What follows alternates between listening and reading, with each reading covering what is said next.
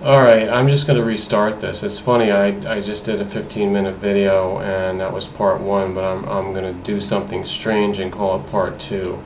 This will be part 1.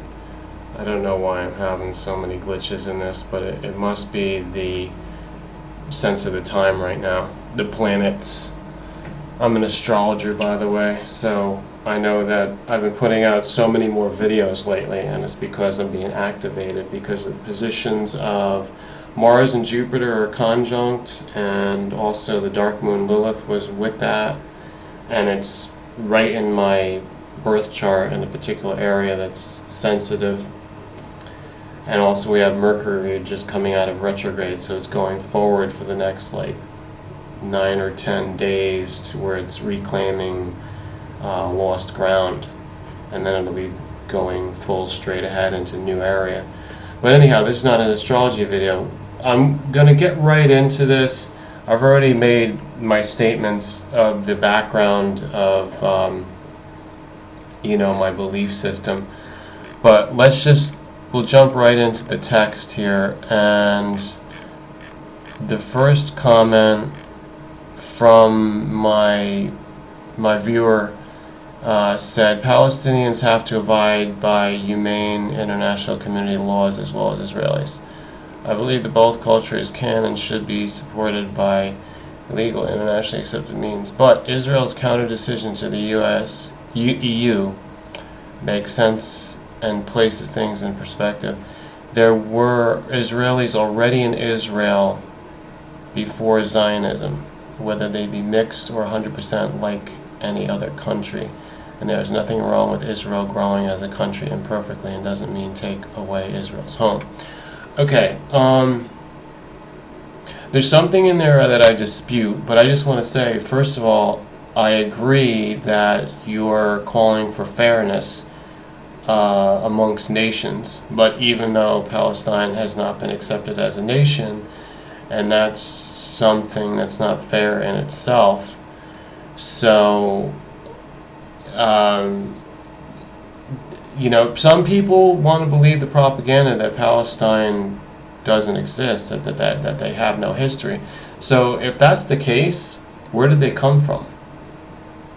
That it's just a totally bogus argument. That's like saying what they used to call American Negroes, what they now call African Americans, they didn't come from anywhere. So maybe they need to have their own sovereign state. Look at all the problems in the United States now.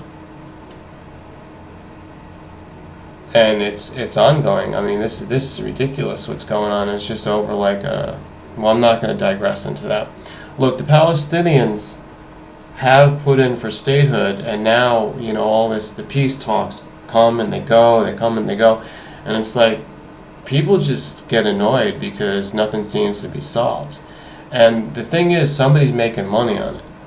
The fact that it's not being solved, somebody's making money on it. So while you and I may call for fairness, and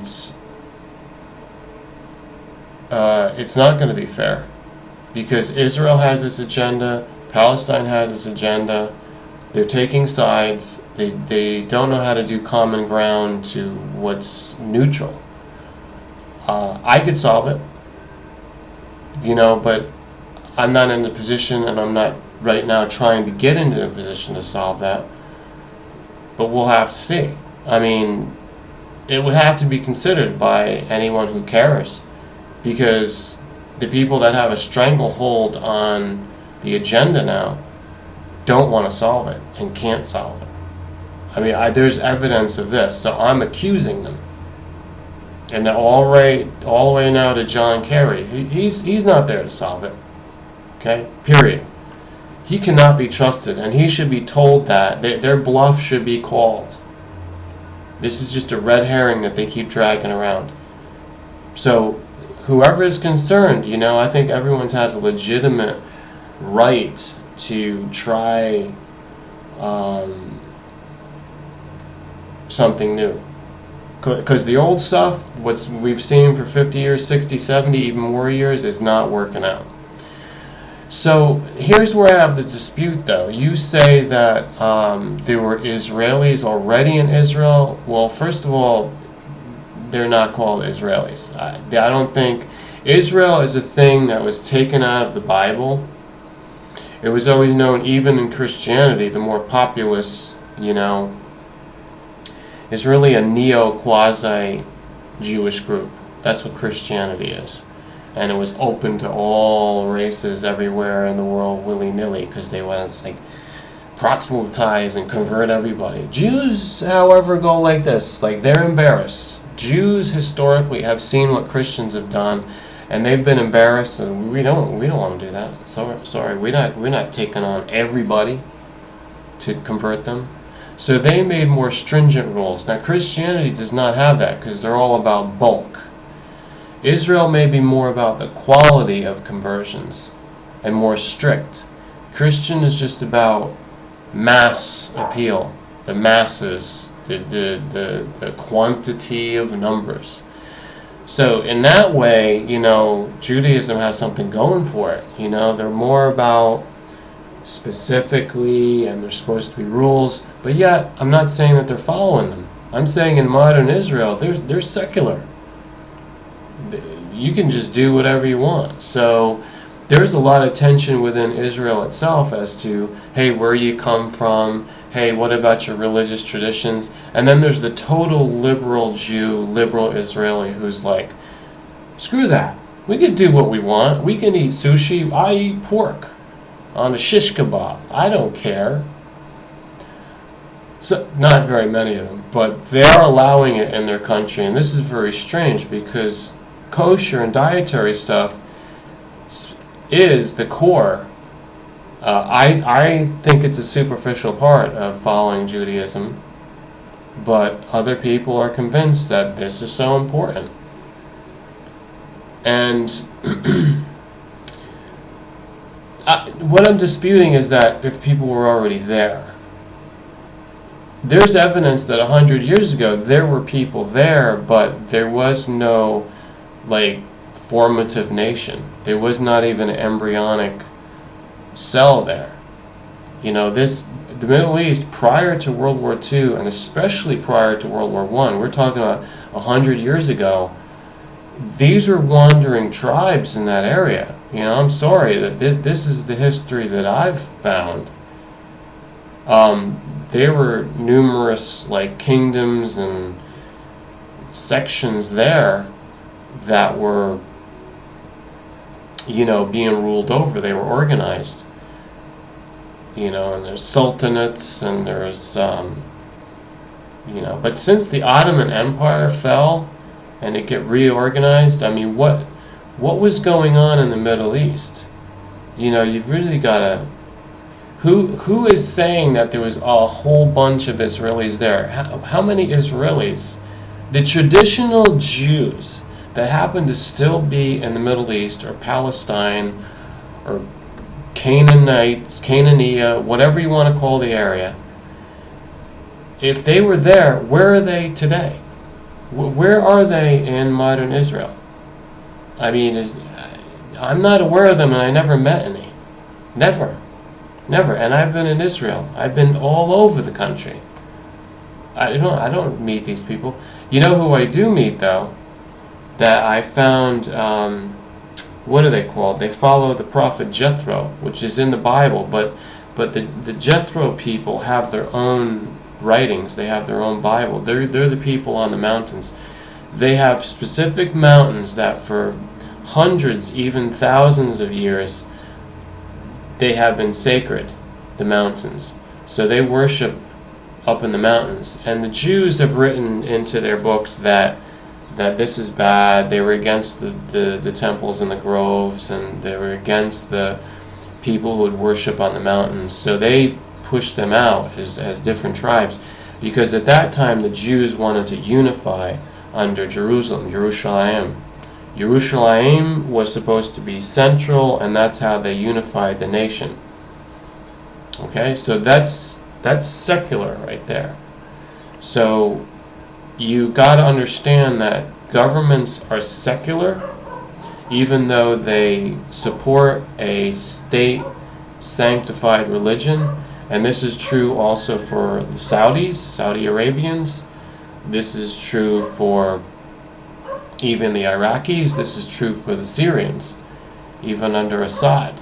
That's a secular government, but they are, what are they there? That's, I think they're the Sunnis.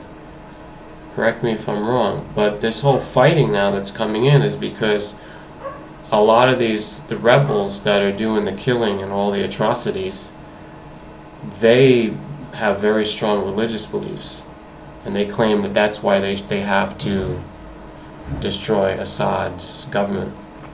That's a whole other, we're not talking about that here.